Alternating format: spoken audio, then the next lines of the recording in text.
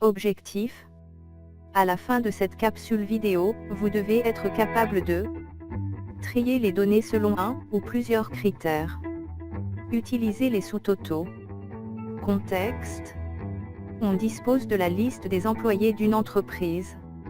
On se propose d'analyser ces données et répondre à des questions de type: quelle est la somme des salaires de chaque service? La moyenne des salaires des hommes? L'âge moyenne de chaque catégorie? Pour avoir la somme des salaires de chaque service, on commence d'abord par trier la liste selon la colonne service, c'est la colonne sur laquelle on va faire des regroupements. Dans le menu Données, on clique sur la commande sous-total. À chaque changement de, on choisit Service. La fonction à utiliser est Somme. Et on veut ajouter un sous-total en utilisant le champ des salaires. On valide en cliquant sur le bouton OK. Si on clique sur 1, on a le total.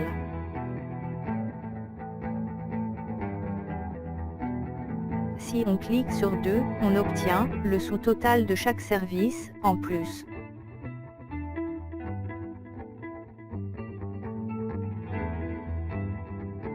Si on clique sur 3, on a les détails de chaque sous-total.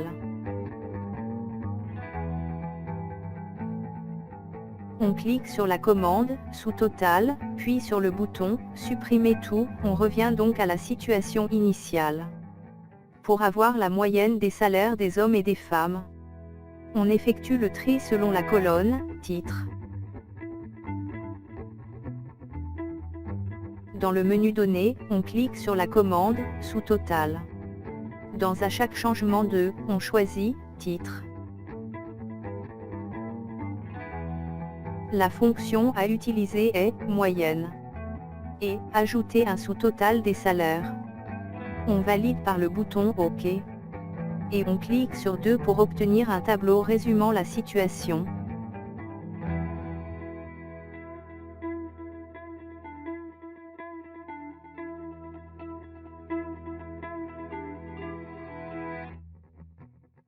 Cas de 2 paramètres. On veut avoir la moyenne des âges des hommes et des femmes, par service. On effectue le tri, à 2 niveaux.